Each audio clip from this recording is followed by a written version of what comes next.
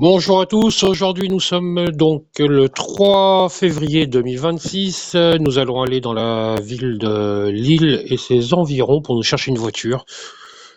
Si on a décidé de se mettre à gagner de l'argent via le système de location de voitures entre particuliers. Donc comme d'habitude, j'ai présélectionné quelques voitures avant de faire toute la recherche, sinon j'en aurais pour une demi-journée. Et à la fin, je vous dirai clairement laquelle j'achète si j'en avais à en acheter qu'une seule. Hop, alors, chose bizarre. Eh ben, dans ce que j'ai sélectionné une Citroën C4 et pourtant vous savez que j'aime pas le moteur PureTech. Mais là, on est à un tarif où je peux pas passer à côté et que le tarif bas pour une voiture de 2016, 58 000 km et une première main. On voit les jantes alliage, on voit pas mal de choses, donc on est en plus sur une finition plutôt haut de gamme. Ça permet de changer la distribution beaucoup plus fréquemment que sur un autre modèle et de la faire surveiller à chaque révision. Et donc de coûter moins cher. Donc comme je l'ai dit, 2016 à Crespin, voiture haut de gamme. Je ne sais pas si on nous parle de la finition dans la nôtre.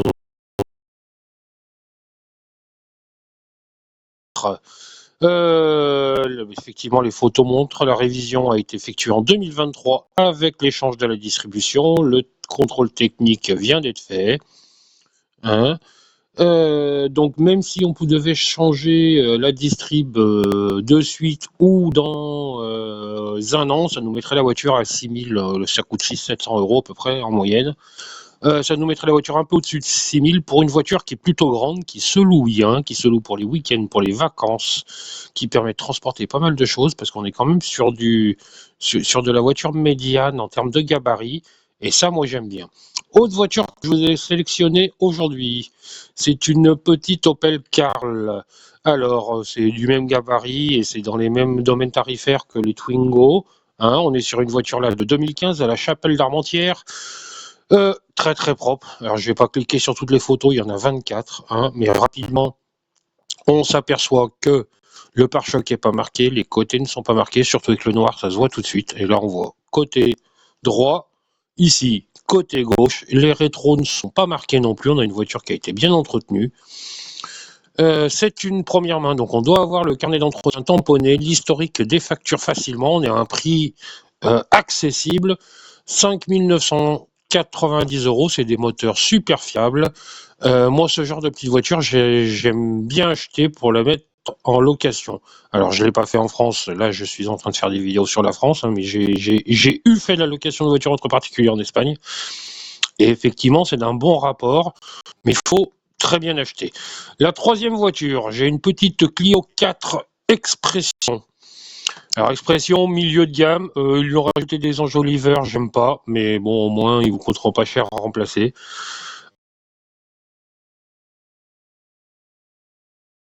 On a quand même le GPS dedans, ce qui est pas mal.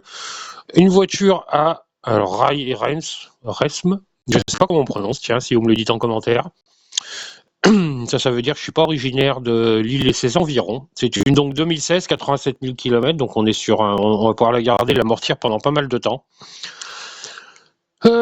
Chez un professionnel, hop, elle est à 6 740 €, ce qui est plutôt bien placé pour une Clio. Hein, donc voilà la finition Expression qui doit être la finition mode gamme. Donc on a le kit, la clim, les vitres électriques, c'est ce qu'on a besoin. Le gars a tout l'historique, hein, donc ça c'est top. Ça veut dire qu'elle a bien été révisée et que la dernière est même intervenue à 87 000 juste avant. C'est là, on la prend, on l'achète, on la met en location directement. Contrôle technique, ok. Bon, après, c'est un tarif sans garantie. Si on veut de la garantie, elle sera un tout petit peu plus chère. Donc, on va dire qu'on va être sur une moyenne de 7 000, 7 200, suivant comment on négocie. Après, autre véhicule que je vous ai sélectionné. Alors, je sais que les diesels sont rares. Dans la zone de tarif qui nous intéresse et qui permettent de louer plus cher sur les week-ends et sur les vacances scolaires. Allez, affiche-toi s'il te plaît. Toujours été plus lent, le bon coin sur l'ordinateur. Alors, j'avais trouvé une petite 308 qui est l'avant, donc pas la génération courante, celle d'avant. Le petit HDI 92 chevaux, il mange pas de Hop, il va super bien. 2015, je sais plus si c'est déjà à l'époque des problèmes d'AdBlue ou pas. S'il est là, bah, c'est simple, vous remplissez le réservoir la plupart du temps qu'à moitié. Et ça va vous faire intervenir un peu plus souvent. Mais moi, j'ai jamais eu de problème sur ces moteurs-là. J'ai eu, en garantie, remplacement du réservoir. J'ai eu une deuxième fois où et en fin de compte, on a pu repartir depuis je mets plus que 5 litres à l'intérieur par 5 litres. Donc on est sur une voiture quand même qui est très très belle. C'est des teintes où ça marque beaucoup. Et en fait, bah, par le reflet des voitures d'à côté et l'intérieur, on voit qu'il est très très propre. Je pourrais agrandir les photos, mais ça va prendre trop longtemps. 2015, 90 000 km à la Sentinelle. Là, ça va plus, c'est plus facile pour lire. Jolie voiture, même pour un particulier. Là, pour de la location, tout simplement parce que j'ai besoin d'un diesel. Si j'ai besoin d'un diesel, c'est vrai que je partirai moi la plupart du temps sur des essences parce que c'est une meilleure rentabilité. Mais si on veut louer un peu plus cher, pourquoi pas. Surtout que 308, on est dans la gamme de la C4 qu'on avait tout à l'heure. Le 92 chevaux, super entretenu, garantie 3 mois. On est sur une voiture qui a de toutes les clés. L'entretien, la distribution a été fait en 2024 à 83 000, donc on est tranquille. Il y a tout dessus. Moi, franchement, cette voiture, elle me plaît bien parce qu'il est rare de tomber sur des diesels récents, pas trop kilométrés avec historique, en dessous des 8 000 €. Après, qu'est-ce que j'ai sélectionné comme autre voiture? Alors, pour ceux qui voudraient étendre leur domaine, j'ai un petit cabriolet. Vous savez que j'aime bien les Fiat 500 pour leur fiabilité. Donc, j'ai une petite Fiat 500 avec le moteur à litre 2 qui est d'une fiabilité extraordinaire. Avec, bon, là, on s'en fout pour le look, mais finition S, généralement, elles sont plus chères. Celle-là, elle l'est pas. Même pour un achat sans faire de la location, 7 000 € pour une 500 C, donc découvrable plus que cabriolet, mais bon, 70 000 km, franchement, de vous à moi, il n'y a rien à dire, même pour l'acheter pour un deuxième ou troisième voiture de la maison, le tarif est intéressant. Mais nous, en location, on regarde le rapport qualité-prix, on regarde pas si elle est sympa. Juillet donc 2015, donc on a quelques temps pour l'avoir.